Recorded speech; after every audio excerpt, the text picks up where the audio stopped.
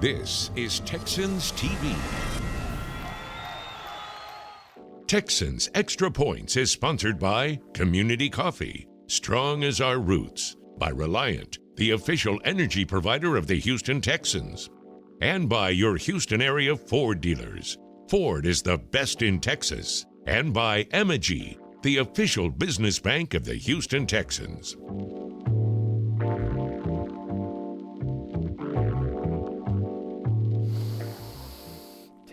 Breaths, friends. The playoffs are here. This is so much fun. This is Texas Extra Points. I'm your host, Drew Dougherty. I got two of my friends with me, and Kim Davis, the host of Chalk Talk.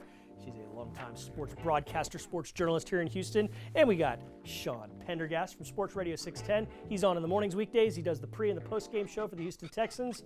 My goodness. This time a year ago to now, how excited are you two?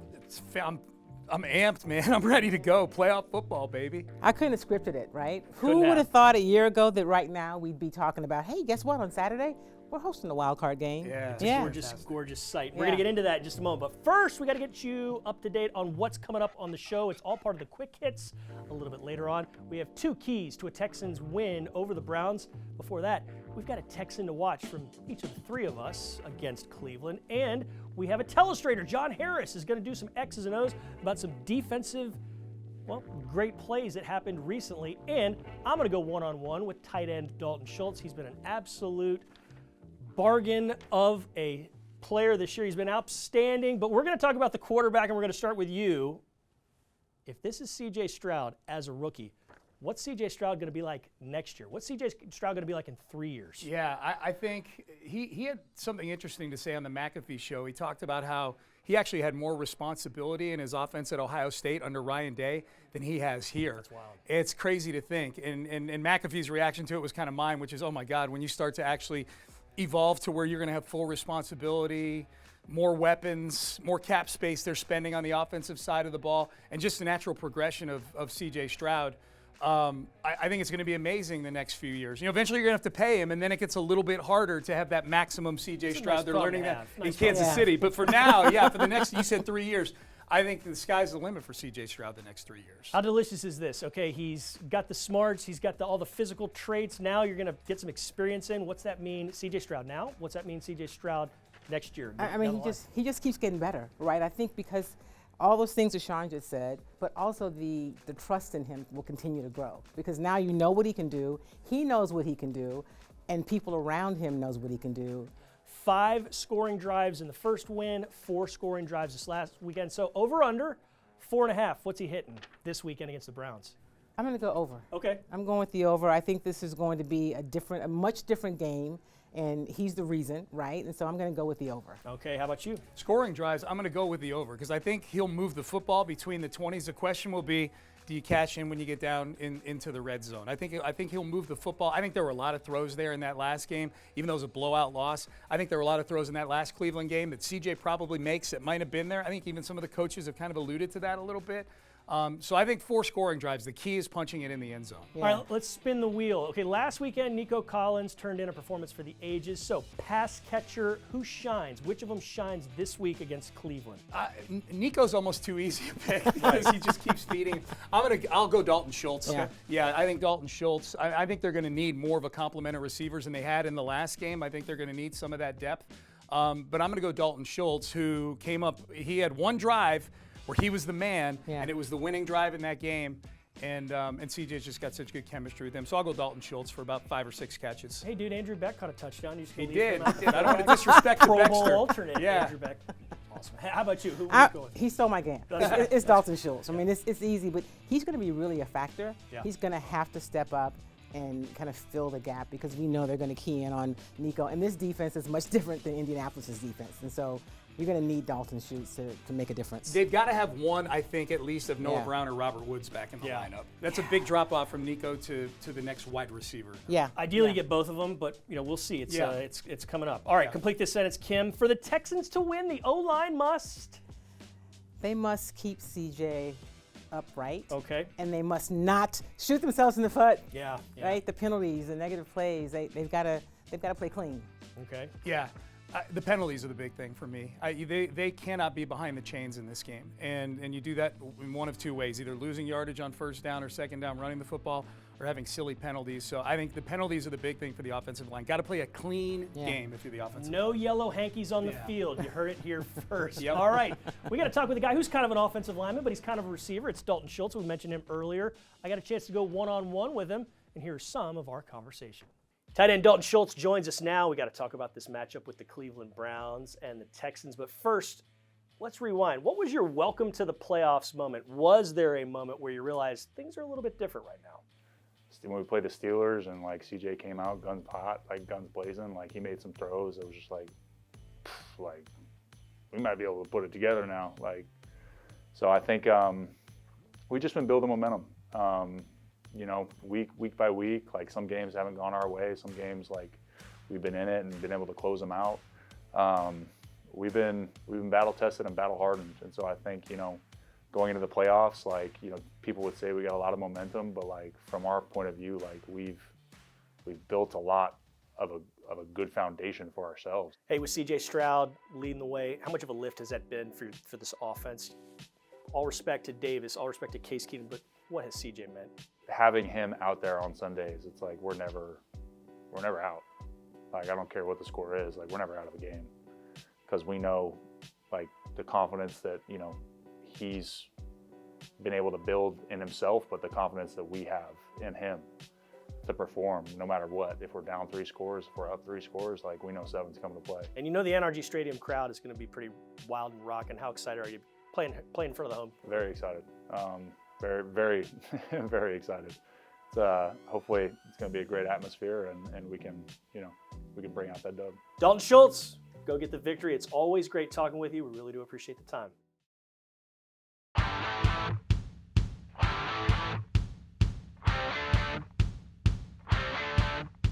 Stroud shotgun on 2nd and 14. CJ stepping up. CJ dancing around. There's a lot of pressure. CJ flings it downfield to his right, and Nico Collins runs over there to make the catch inside the 40-yard line. First down, Texans. Wow. What a miraculous play at Indy.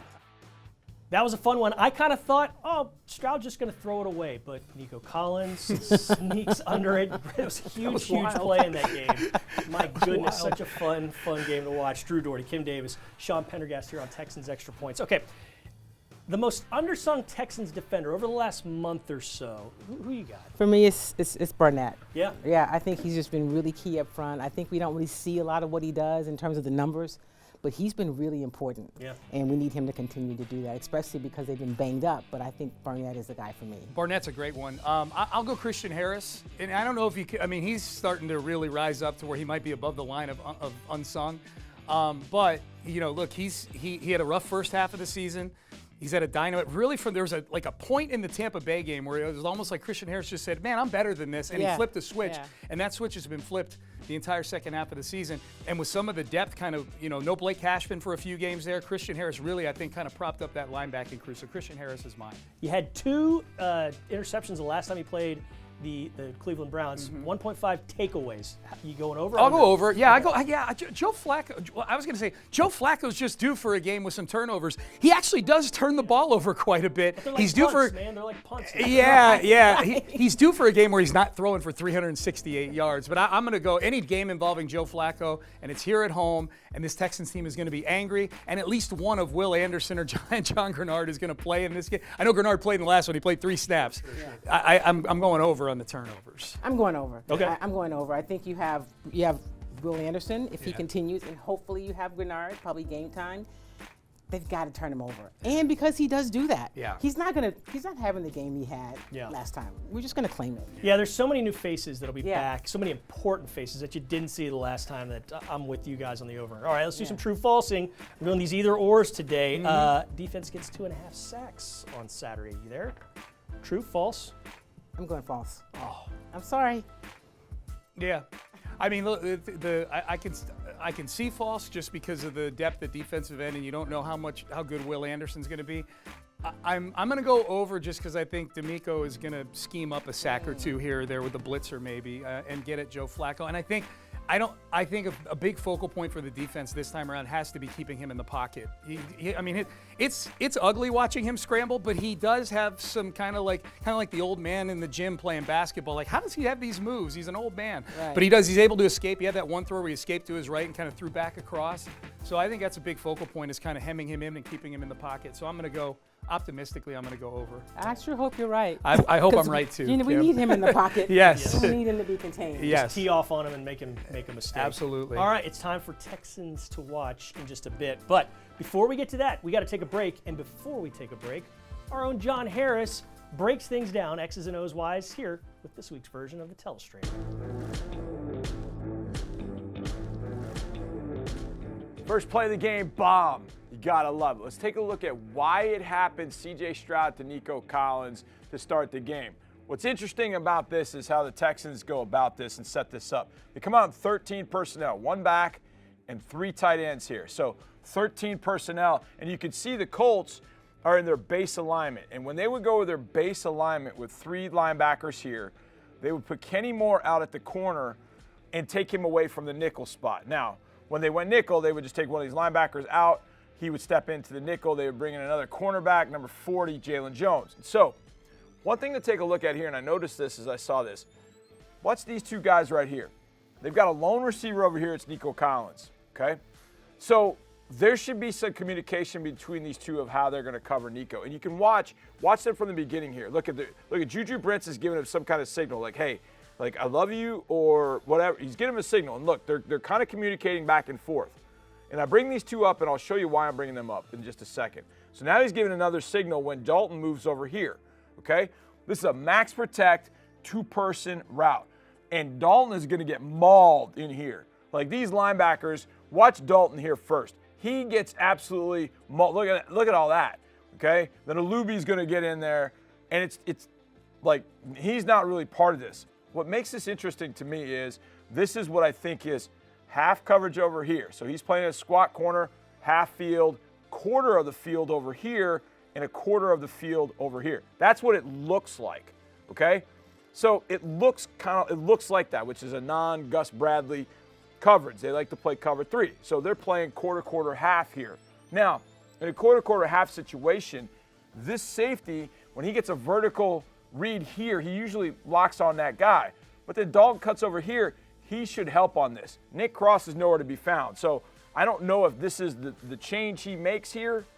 When Dalton goes over here, you can see him kind of pat his leg right there, okay? He's trying to tell Brent something, so maybe he's telling him, hey, man, you got him on your own. I don't know.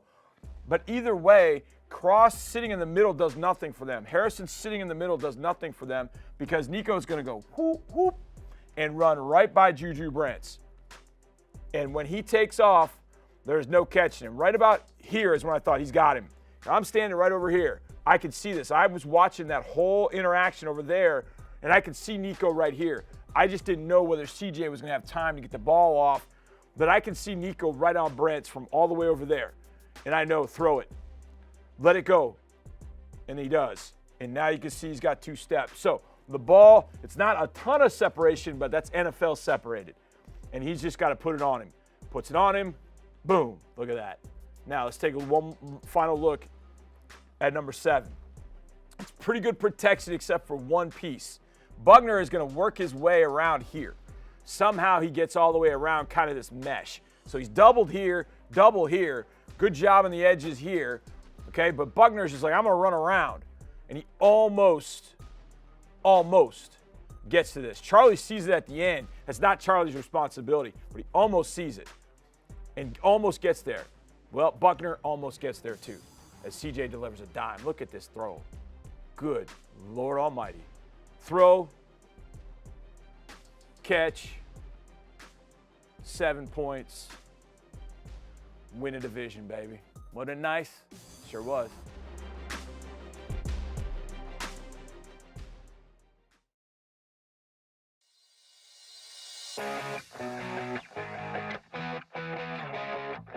CJ will throw on the first play for the Texans. Steps up, fires deep down the field, and caught by Nico Collins at the 20, 15, 10, 5. Rock and roll! Touchdown, Houston! We're back, and the Texans have thrown touchdowns on the very first play of a game. They've thrown longer touchdowns on the very first play of a game in their history, but I don't know if any hit just like that. I mean, that was so much fun. Nico Collins pulling in a 75-yarder. Where were you guys? What were y'all doing when y'all saw that? I was sitting there watching in sheer excitement.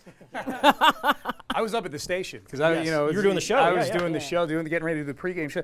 CJ took a wallop on that Yes, he play did, too. yeah. I mean, that needs to be pointed out. He is a tough son of a gun, man. Yes, he is. Yeah, you don't play anything in the NFL if you're not tough. And Yeah. Boy, he sure is. Okay, for the clock to strike midnight and Joe Flacco to turn back into a pumpkin or a couch potato, the Texans must Hit him. That's Yeah, it? got to get to him. Yeah. I'm kind of stealing from some keys that are coming up here, but I think you just, I think you need to hit him. You need to get physical with him. He's an old man. They need to break his hip is what they need to do, Drew. Oh, Yeah. come on That's now, that's yeah. a No, wow. I'm sorry, but Houston Texans do not condone. what you Yeah, just Right, no, right. metaphorically, metaphorically, Houston Texans. I don't want to get a lawsuit or anything. They need to hit Joe Flacco. Yeah. Okay, how about you? Yeah, they got to put the hands on him. Got to show him some love, right? They got to touch and be up close and personal. You sound like Jerry Hughes saying that. He was sitting right here last week. Was He said, he? "Oh, I just want to introduce myself." Yeah, just hey. Yeah. Here we are. Welcome. Kim is classier than me. That's what we just learned in this Yes, segment. we got to class up the joint. Yep, I do, here, big know. time. All right, the Texans win would mean the defense had an acceptable defensive performance against Amari Cooper. I'll get that out, I promise. What's an acceptable performance, though? Even if he gets 100 or more yards, it's the touchdowns. Limit him to no touchdowns would be super exciting, but no more than one. Okay. Yeah.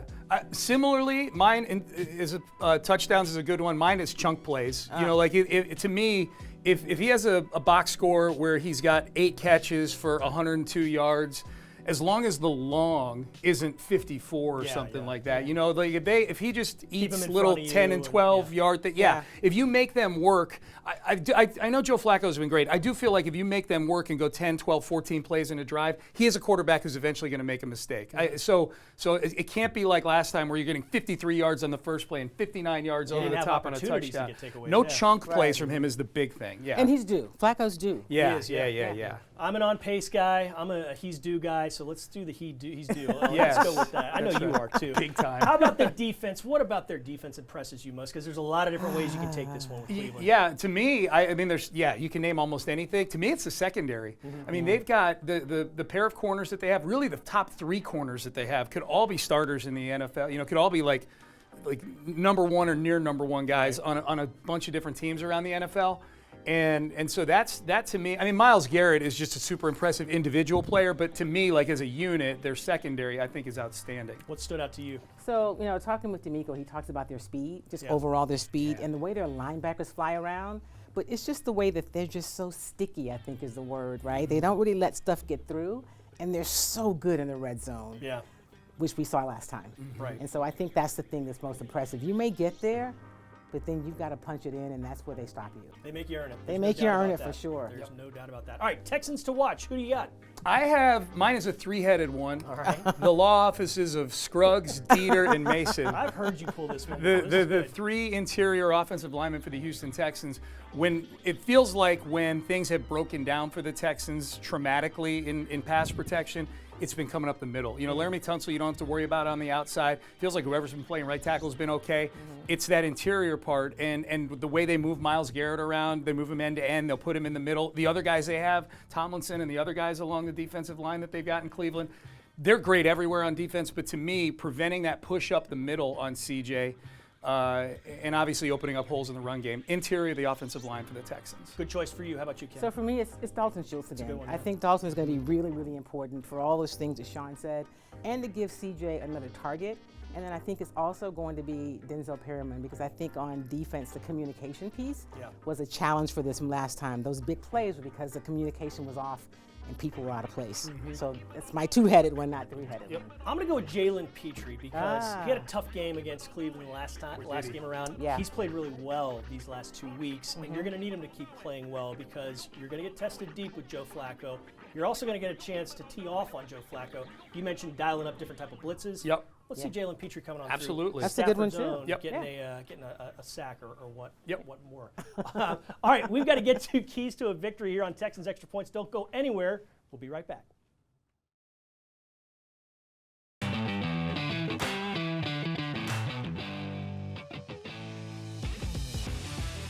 Extra Points has been sponsored by Community Coffee, Strong as Our Roots, by Reliant, the official energy provider of the Houston Texans, and by Mattress Firm, the official sleep partner of the Houston Texans. We're back here on Texans Extra Points, and we appreciate you checking us out. Drew, Kim, and Sean, it's that time of the program where we get 2 keys to a Texans victory.